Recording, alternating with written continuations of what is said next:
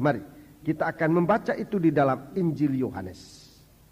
Injil Yohanes pasal yang ke-12. Kita lihat proses ini, kita bangsa kafir diikut sertakan. Dalam ladang gandum ini kita pun bangsa kafir diikut sertakan. Pasal 12 ini juga bicara tentang 7 kali percikan darah. 7 kali percikan darah. Kita akan baca di dalam ayat ini, saudaraku. 7 kali percikan darah, ayat 20 sampai dengan ayat 36. Ini percikan darah untuk melawan kuasa daging. Percikan darah untuk melawan kuasa daging. Dalam pasal ini memang ditunjukkan, saudara-saudaraku, ini percikan darah. Tidak mengapa saya tunjukkan kepada saudara-saudara bahagian ini, saya tidak akan terangkan, saya hanya tunjukkan. Yang pertama ayat 1 sampai dengan ayat yang ke-8, saudara-saudaraku, ayat 1 sampai dengan ayat yang ke-8.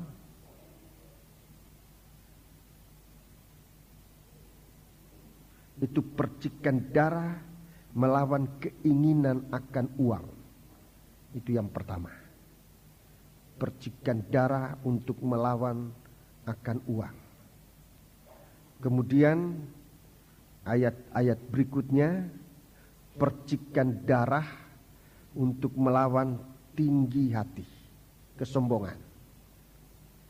Percikan darah untuk melawan kesombongan. Kemudian ayat berikutnya yang tadi saya sebutkan, percikan darah untuk melawan kedagingan. Itu ayat 20 sampai dengan ayat 36. Nafsu daging, keinginan daging. Kemudian ayat 37 sampai 47 sampai 43, percikan darah untuk melawan peraturan-peraturan yang tidak berdasarkan firman. Ya. Mari kita sekarang hanya akan membaca bagian ini. Percikan darah melawan nafsu daging. Ini suatu proses penaburan firman untuk mendarah daging dalam kita. Percikan darah untuk membuat firman Allah menjadi iman, mendarah daging di dalam kehidupan kita manusia. Kita membaca ayat 20 sampai dengan ayat yang ke-26. Ayat 20 sampai dengan ayat yang ke-26. Di antara mereka yang berangkat untuk beribadah pada hari raya itu, terdapat beberapa orang Yunani. Ya, orang Yunani, orang kafir. Ini gambaran atau mewakili bangsa kafir. Jadi ada satu gerakan nanti, saudara-saudaraku, pada bahwa bangsa kafir ini juga sudah turut beribadah pada hari raya Paskah itu. Ayat 21. Orang-orang itu pergi kepada Filipus yang berasal dari Betsaida di Galilea, lalu berkata kepadanya, "Tuhan, kami ingin bertemu dengan Yesus." Ya, kami ingin bertemu Yesus. Ini kerinduan bangsa kafir nanti. Ini kerinduan bangsa kafir untuk bertemu dengan Tuhan. Dan saudara-saudaraku, kerinduan ini sudah berjalan sampai sekarang ini hampir atau kurang lebih sudah masuk tahun yang ke-2000, saudara-saudaraku. Tinggal sedikit waktu dan memang kesempatan bangsa kafir ini ada oleh karena orang Israel itu sendiri tidak percaya kepada Yesus adalah anak Allah, adalah Mesias. Jadi bangsa Israel itu tidak percaya, dan oleh sebab itu bangsa ini dikerat dari pokok yang benar untuk kemudian tempatnya digantikan oleh bangsa kafir.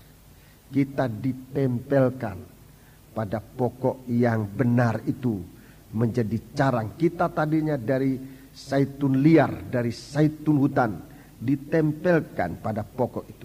Ayat-ayatnya saudara bisa baca tepatnya dalam Roma pasal 11. Tapi di situ dikatakan bahwa satu waktu orang Israel yang dipotong ini, yang tidak percaya ini, akan kembali percaya kepada Tuhan. Akan kembali percaya kepada Tuhan. Dan saat mereka kembali percaya kepada Tuhan, saudara-saudaraku, di situ suatu ujian besar. Di sana orang-orang kafir, di sana terjadi semacam pertukaran tempat. Orang-orang kafir yang tadinya percaya, tapi kemudian gugur dari iman, menjadi tidak percaya, itu akan dipotong kembali. Orang kafir yang sudah mendapat kesempatan menjadi percaya, tetapi pada akhir zaman akan banyak orang-orang ini akan gugur dari iman. Sehingga bangsa Israel yang sadar akan dirinya, menjadi percaya kepada Tuhan, akan kembali. Mereka akan ditempelkan pada pokok zaitun yang benar itu. Di saat itu bangsa kafir tidak ada kesempatan kembali lagi. Saudara-saudaraku, waktu ini sudah sangat singkat. Saya dalam hari Selasa waktu puasa di sini saya terangkan. Seandainya kita masih mempunyai waktu, seandainya, sebab tidak ada seorang pun yang tahu waktu akhirnya kapan. Tetapi seandainya hitungan kasar kita mempunyai 2,5 tahun. 2,5 tahun untuk mencapai milenium yang akan datang, atau tahun yang ke-2000. Seandainya kita mendapat waktu 2,5 tahun, maka 2,5 tahun itu tidak seluruhnya untuk kita bangsa kafir. Tidak seluruhnya untuk kita bangsa kafir. Kita tidak tahu persis berapa tahun atau berapa bulan atau berapa minggu atau berapa hari. Saatnya Israel segera kembali percaya kepada Tuhan. Saat itu tertutup kesempatan untuk bangsa kafir menjadi percaya kepada Tuhan. Tidak ada kesempatan lagi. Tidak bisa menjadi percaya. Bukan tidak mau percaya, tetapi sudah tidak bisa percaya. Di dalam 2 Korintus pasal 4 ayat 4 disebut di situ bangsa kafir menjadi orang yang hatinya dikeraskan untuk dipersiapkan masuk dalam penghukuman. Jadi waktu kita ini kita nggak tahu, saudaraku. Entah berapa tahun, entah berapa bulan, entah berapa minggu, entah berapa hari. Jadi ada waktu itu, waktu untuk bangsa kafir ini tertutup untuk bisa percaya. Jadi saat itu, saudara-saudaraku, saat itu orang yang hatinya keras tidak bisa percaya. Bukan tidak mau percaya, bukan tidak mau masuk gereja, tetapi tidak bisa.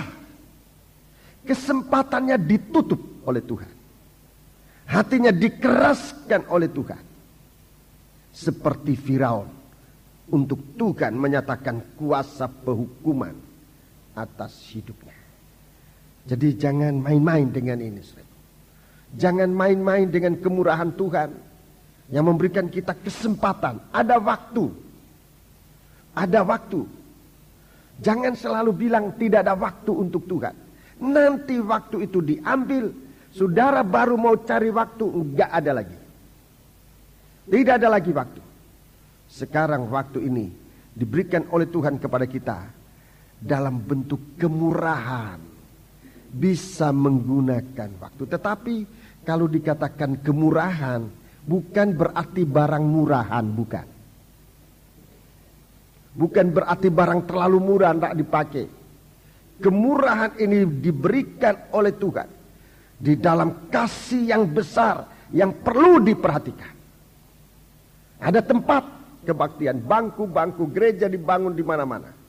Saudara-saudaraku, dan kita lihat bagaimana Tuhan menggairahkan umatnya membangun rumah ibadah di mana-mana, di desa, di kota. Bentuknya ada yang dari tembok indah, ada yang dari gubuk, ada yang dari apa saja. Rumah-rumah dipakai untuk menjadi atau dipersembahkan untuk tempat ibadah. Ini kemurahan Allah. Ini kemurahan Allah yang harus kita gunakan. Kita diberi oleh Tuhan kekuatan kesehatan, umur panjang. Dalam doa ulang tahun selalu saya doakan itu,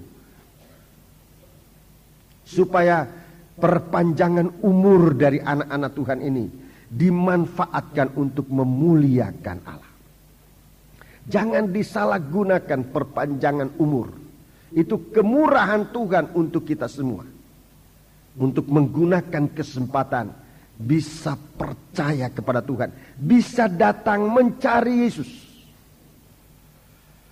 Haleluya. Sebab waktunya tidak kita tahu kapan berakhir, dan rasanya sudah dekat sekali berakhir. Jadi kalau kita katakan Tuhan datang 3 tahun lagi umpamanya, atau 2,5 tahun lagi, atau 2 bulan lagi, itu tidak seluruhnya untuk kita bangsa kafir. Bangsa kafir akan lebih dahulu tertutup waktunya. Sebab waktu yang sisa digunakan untuk bangsa Israel yang sadar dan kembali kepada Tuhan. Mari kita baca terus 22. Filipus pergi memberitahukan kepada Andreas dan Filipus menyampaikannya pula kepada Yesus. Ya, perhatikan ini proses ayat 23. Tetapi Yesus menjawab mereka katanya, perhatikan, telah tiba saatnya anak manusia dimuliakan. Telah tiba saatnya anak manusia dimuliakan. Aku berkata kepadamu, ya, sesungguhnya jikalau biji gandum tidak jatuh ke dalam tanah dan mati, ya, ia tetap 1 biji saja. Tetapi jika ia mati, ia akan menghasilkan banyak buah. Ya, jika ia mati, ia menghasilkan banyak buah. Jadi di sini kita lihat proses ini, saya singkatkan saja. Proses kematian dan kebangkitan untuk masuk dalam lumbungnya Allah. Ini prosesnya gandum. Kematian, kebangkitan. Kematian, kebangkitan. Lanjut kita baca. Barang siapa mencintai nyawanya, ia akan kehilangan nyawanya. Tetapi barang siapa tidak mencintai nyawanya di dunia ini, ia akan memeliharanya untuk hidup yang kekal. Barang siapa melayani aku, ya, barang siapa melayani aku, ia harus mengikut aku, dan di mana aku berada, di situ pun pelayanku akan berada. Ya, ayat ini senyawa, serupa, sama seperti yang disebutkan dalam Wahyu 14. 144.000 yang ditampilkan merupakan contoh dari pengikut-pengikut Tuhan. Mengikut Tuhan kemanapun Tuhan pergi. Di mana aku berada, di situ pun pelayanku akan berada. Terus, barang siapa melayani aku, ia akan dihormati Bapa. Ia akan dihormati Bapa. Terima kasih. Jadi saudara-saudaraku, melayani Tuhan ini, dulu kami hamba Tuhan sering mengatakan tanpa upah, tidak punya gaji. Memang banyak kali kita berpikir seperti itu, dan saya sudah berapa kali untuk mohon ampun kepada Tuhan dan menyaksikan kepada sidang jemaat. Saya berulang-ulang kali mengucapkan itu di hadapan Tuhan untuk membaharui saudara-saudaraku pelayanan ini kepada Tuhan. Bahwa pelayanan kepada Tuhan ini harus pelayanan yang kena percikan darah. Saudara-saudaraku, kita tidak mencari upah sebab upah memang sudah disediakan oleh Tuhan. Nomor satu. Nomor dua, kesalahan kita tidak bisa mengatakan kita tanpa upah. Upahnya besar sekali. Di sini dikatakan dihormati oleh Bapa. Dihormati oleh Bapa, Raja di atas segala raja. Dan ini saudara-saudaraku suatu penghargaan yang sangat besar. Di dunia ini seorang yang berjasa diberi tanda penghormatan. Entah merupakan surat, entah merupakan lencana, entah merupakan apa saja. Tetapi dunia saja tahu menghargai orang yang berjasa. Yang saya katakan ini dunia yang orang-orang yang tahu menghargai. Jadi ada jasa-jasa sekalipun sekalipun manusia duniawi masih tahu menghormati jasa orang-orang yang sudah berjasa untuk masyarakat, untuk bangsa, untuk negara. Apalagi Tuhan. Di sini jelas ayatnya. Orang yang melayani aku, ia akan dihormati oleh Bapa. Dan kita akan terima itu. Kita sedang terima itu. Apa yang kita terima di dunia ini hanya sebahagian kecil. Tetapi kesalahan kami hamba-hamba Tuhan sering mengatakan tidak ada gaji, tidak ada upah. Padahal kita dipelihara oleh Tuhan. Kita sangat dipelihara oleh Tuhan. Ada penghormatan Tuhan dan penghormatan Tuhan. Kalau penghormatan dunia, saudara-saudaraku, sudah begitu berharga, bisa menjamin. Tadi suatu kesaksian dari saudara, sudah tidak bekerja masih saja ada uang ini, uang itu, uang ini, uang itu. Suatu penghargaan atas jasa-jasa yang sudah dia berikan kepada perusahaan. Kita bekerja di ladang Allah.